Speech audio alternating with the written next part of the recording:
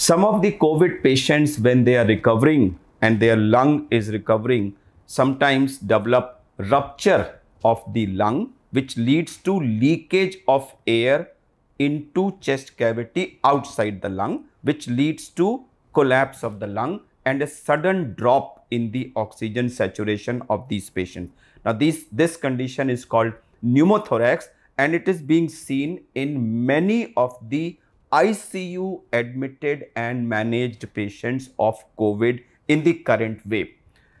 When this air accumulates there, the immediate effect is fall in saturation, which is sometimes very dramatic, and the immediate treatment required is to put a tube inside the chest and connect it to a bottle so that this air can drain out, allowing the lung to expand and thereby the oxygen saturation improve.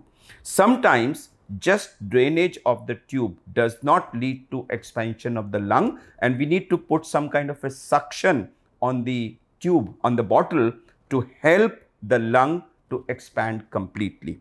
So the end point that we need to achieve is complete re-expansion of the lung, which leads to improvement of the oxygen saturation. And if that does not happen, we need to go higher and higher on the suction till that is achieved.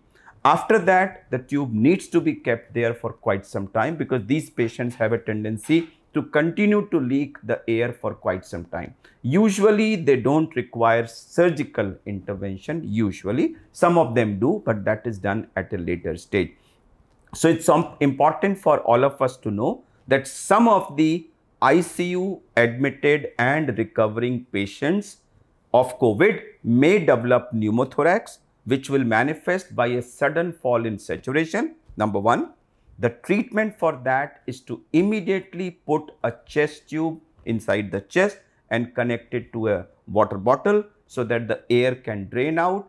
See if the lung is expanding. If it doesn't, connect suction and go on increasing the suction till the lung expands, and then keep the tube for quite some time, allowing for all that air to drain. And with this very intensive kind of management, most of the patients of COVID pneumothorax can be managed and will survive. But if this is not done in time, sometimes it can be dangerous also. These kind of patients actually need to be managed at specialized centers which have experience in managing pneumothorax and experience in managing chest tubes and the suction bottle.